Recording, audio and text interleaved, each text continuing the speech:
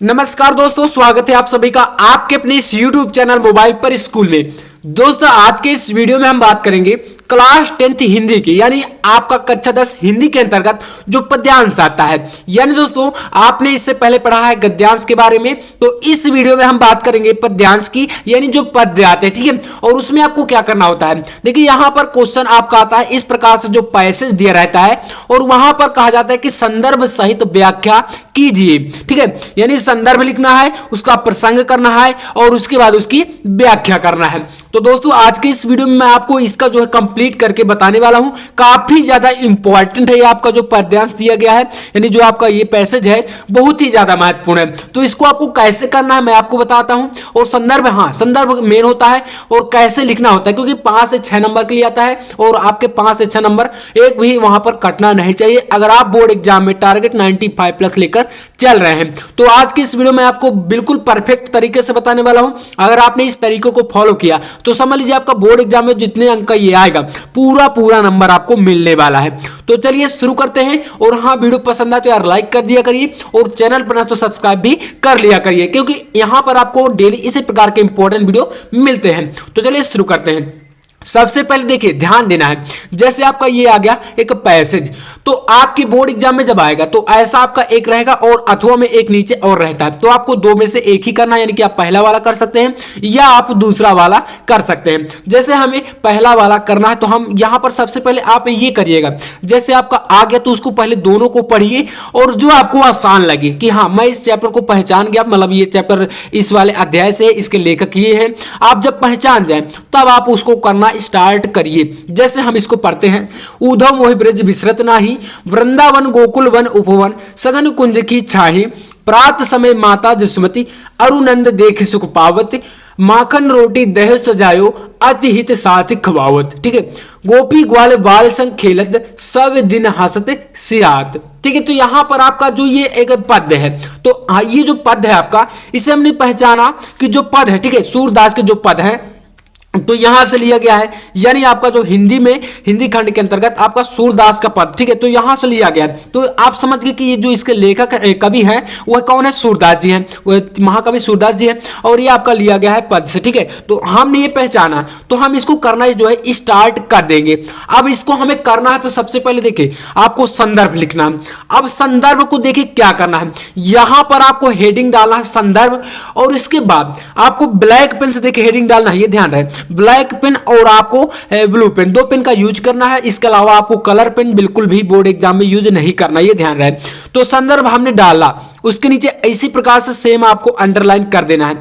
इसके बाद आपको लिखना है प्रस्तुत पद्यांश। अब हमारा ये पद्यांश है, ठीक है, गद्यांश होता तो हम यहां पर लिखते गद्यांश, लेकिन पद्यांश तो लिखेंगे प्रस्तुत पद्यांश हमारी पाठ्य पुस्तक, जो हमारी बुक है हिंदी, ठीक है, हिंदी के काव्य खंड, जो हिंदी में देखिए काव्य खंड से लिया गया है, ध्यान दीजिएगा, काव्य खंड के अंतर्गत आपका जो है पद्यांश आता है। तो काव्य खंड में पद, अब दोस्तों ये ध्यान दीजिएगा, यहां पर जैसे हमने क्या लिखा, मैंने जो इस प्रकार से लिखा है आपको बताने के लिए लिखा है। आपको ये एक बात ध्यान देनी है, जैसे आपका हिंदी हो गया तो हिंदी तो ठीक है, हमने कॉमा कर दिया, लेकिन काव्य खंड में आपका जो पद है ये क्या, सूरदास के पद, जो चैप्टर का नाम है, तो इसके नीचे आपको पटरी की सहायता से अंडरलाइन कर देना है। या आप ऐसा करिएगा, जैसे आप लिख रहे हैं तो इसको पूरा, जैसे आपका पद से है तो पद को पूरा ब्लैक कर दीजिए। उसके बाद शीर्षक से लिया गया, इसके रचनाकार या कवि कौन है, सूरदास जी, तो या आप किसको, सूरदास जी को जो है इस प्रकार से ब्लैक से कर सकते हैं, या आप करिएगा नीचे अंडरलाइन इस प्रकार से जो है कर दीजिएगा। तो इससे दोस्तों क्या होगा, जब एग्जामिनर आपकी कॉपी को चेक करेंगे तो वहां पर जब संदर्भ को पढ़ेंगे तो डायरेक्टली उनका जो है नजर इस वाले जो ब्लैक है आपकी यहां पर पड़ेगा और उससे आपका जो है पूरा अंक मिल जाता है। तो ये काफी ज्यादा इंपॉर्टेंट होता है, आपको अंडरलाइन करना या ब्लैक एक ही चीज करना, ठीक है। तो आप अंडरलाइन भी कर सकते हैं, काफी बेहतर होता है, उससे आपका बिल्कुल सही हो जाएगा और पूरे अंक जो है मिल जाते हैं। दो अंक के रहते हैं, तो यहां पर आपका 3 टॉपिक है तो 6 अंक के पूछे जाते हैं। तो यहां पर इस प्रकार से आपने समझा, और हाँ इसी प्रकार सेम करना है। हमने यहाँ पर एक वर्ड जोड़ दिया महाकवि, जो कि काफी अच्छा है। तो मतलब थोड़ा सा बढ़ा चढ़ाकर अच्छे तरीके से प्रेजेंट करना है। तो ये हमारा हो गया संदर्भ। अब दोस्तों इसके बाद बात आती है प्रसंग की। तो यार हमें प्रसंग में क्या करना होता है, तो समझिएगा।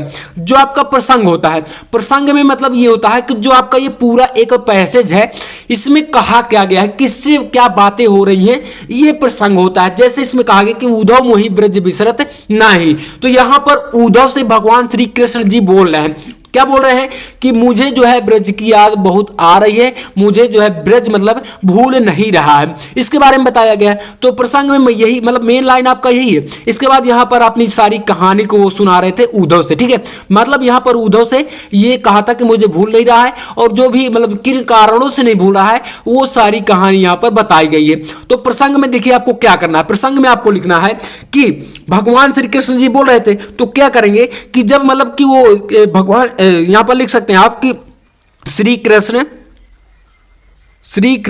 अब देखिए कृष्ण जी बोल रहे थे, किससे बोल रहे थे, तो ये बोल रहे थे उससे मतलब कि उद्धव जी से, ठीक है। तो यहां पर कर सकते हैं कि श्री कृष्ण जी चर्चा में उद्धव से मतलब उद्धव से क्या कह रहे थे कि मुझे जो है ब्रज नहीं भूल रहा है। जब वो जो है मथुरा में चले गए थे, मतलब कुल मिलाकर कहें जब मथुरा में अपने जो गांव को गोकुल को उसमें छोड़कर चले गए थे मथुरा के लिए, तभी उनको जो है ब्रज को जो है याद कर रहे थे। तो मतलब आप समझ सकते हैं कि जो कृष्ण जी है वह चर्चा में उद्धव से कह रहे थे कि मुझे जो है ब्रज भूल नहीं रहा है। तो ये आपका प्रसंग हो जाएगा। मतलब एक दो लाइन आप लिख सकते हैं, इसमें कोई ज्यादा मतलब प्रॉब्लम नहीं होती। बस आपको एक पॉइंट पकड़ना है कि किसके बारे में जो है यहाँ पर कहा गया है। इसके बाद दोस्तों एक और आपका टॉपिक आता है जो कि व्याख्या होती है, और बहुत ही इंपॉर्टेंट होता है। व्याख्या कैसे करनी है तो समझिएगा थोड़ा सा। यहां पर मैं आपको बताना चाहूंगा, आप अपनी भाषा में लिखिए, ठीक है। सबसे पहली बात आपको अपनी भाषा में लिखना है। कोई जरूरत नहीं कि आपका जो बुक में दिया है वही आप लिखें, बिल्कुल भी नहीं लिखना, आप अपने हिसाब से लिखिए। बस क्या करना चाहिए, जब आपका स्कूल कॉलेज जहां पर भी आप पढ़ते हैं, कोचिंग जो भी है, वहां पर आपको पढ़ाया जाता है, हम भी आपको देखिए अच्छे तरीके से बताते हैं। तो आप एक प्रकार से जैसे आपका ये है, इसको आप एक मूवी की तरह लीजिए दिमाग में। पहली बात तो ये, क्योंकि आजकल के जो जमाने में क्या होता है, जैसे हम देख रहे हैं कोई मूवी, अब हमारे दिमाग में एक छप जाता है कि जैसे कोई मूवी देख रहे हैं तो वो हमारे माइंड में रहता है कि यार ऐसा ऐसा हुआ था, ठीक है।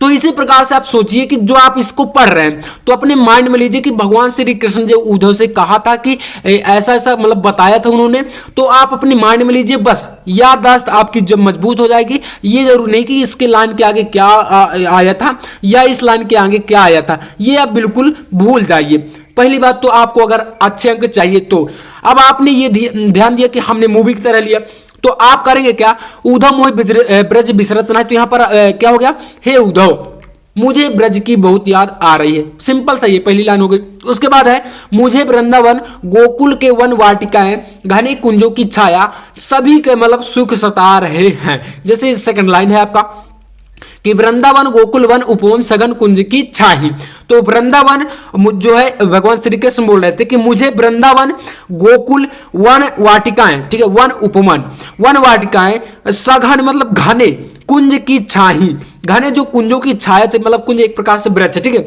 वृक्षों की जो छायाएं थी उन सभी की जो है बहुत याद आ रही है। उसके बाद है प्रातः समय माता जसुमति अरुनंद देख सुख पावत, मतलब जो जब प्रातः समय, ठीक है, प्रातः काल सवेरा, प्रातः काल में जब माता यशोदा, ठीक है, माता जसुमति कहा गया कि माता यशोदा और नंद मतलब अरुनंद, ठीक है, नंद जी के जब दर्शन होते थे तो अत्यंत मतलब सुख प्राप्त या आनंद प्राप्त होता था। नंद देख सुख पावत, मतलब सुबह से क्या होता था, वो माता जी के मतलब यशोदा माँ जो है और गोकुल जो नंद बाबा हैं उनके जब दर्शन होते थे उनसे जो है वो है बहुत प्रसन्न होते थे। इसके बाद है माखन रोटी दही सजायो, मतलब उनका एक प्रिय भोजन था जो कि माखन था, ठीक है, आप सभी जानते होंगे भगवान श्री कृष्ण का। तो इस प्रकार से मतलब यही सारा प्रसंग है। तो यहाँ पर आप इसको पढ़कर अच्छे तरीके से यहाँ पर जो है लिख सकते हैं। और हाँ, ज्यादा वर्डों में नहीं लिखना, ये ध्यान रहे, वहां पर समय का जो है आपको बचत करना, समय को वेस्ट बिल्कुल भी नहीं करना। तो इस प्रकार से आप कर सकते हैं जो है प्रसंग और ये सारी व्याख्यान, इससे आपको जो है पूरे अंक मिल जाते हैं। तो दोस्तों आशा करता हूं कि ये वीडियो आपको काफी पसंद आया होगा। और हाँ, वीडियो अच्छा लगा तो लाइक कर दीजिएगा और चैनल पर सब्सक्राइब भी कर लीजिएगा। तो चलिए मैं मिलता हूं नेक्स्ट वीडियो में, तब तक के लिए जय हिंद, वंदे मातरम।